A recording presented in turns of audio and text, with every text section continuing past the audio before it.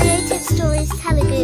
రామాపురం అనే అందమైన ఊరిలో పద్మ అనే భక్తురాలు ఉండేది. ప్రతిరోజు తెల్లవారక ముందే లేచి పూలు కోసి దేవాలయానికి వెళ్లి భక్తితో పూజ చేసేది.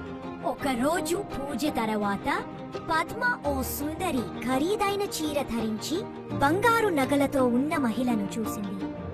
ఆమె ఒక వేశ్య. ఆమెను చూసి ఆశ్చర్యపోయింది.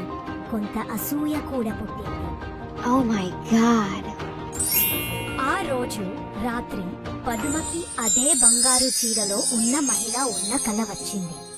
ఆమె మనసంతా ఆశతో నిండిపోయింది. ప్రశాంతత కోల్పోయింది. ఆమె ప్రార్థనలో ప్రశాంతత లేదు. మనసు కోరికలతో నిండిపోయింది.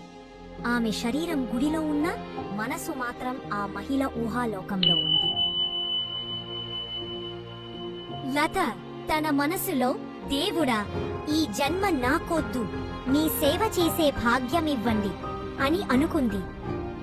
A few moments later. ఇద్దరు ఒకేసారి చనిపోయారు. వారు పై లోకంలోకి చేరుకున్నారు. అక్కడ లతకు స్వర్గం లభిస్తుంది. కాని పద్మకు నరకం.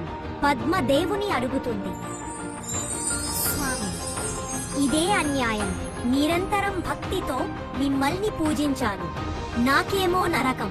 ఆ పాపపు మహిళ ఒక్కసారి కూడా పూజ చేయలేదు, తనకు స్వర్గమా? దేవుడు అన్నాడు, ఆత్మ నీవు తక్కువగా చూసిన లత ప్రతిరోజు ఒంటరిగా ఏడుస్తూ దేవుని కరుణ కోరుతూ ప్రార్థించేది.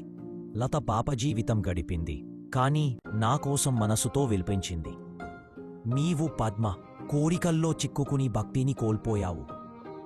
దేవుడు మన హృదయాన్ని చూస్తాడు, హోదాను కాదు అనే నీతిని నేర్చుకుంది Padma. Do you liked my video? Please like, share, and subscribe. Thanks for watching.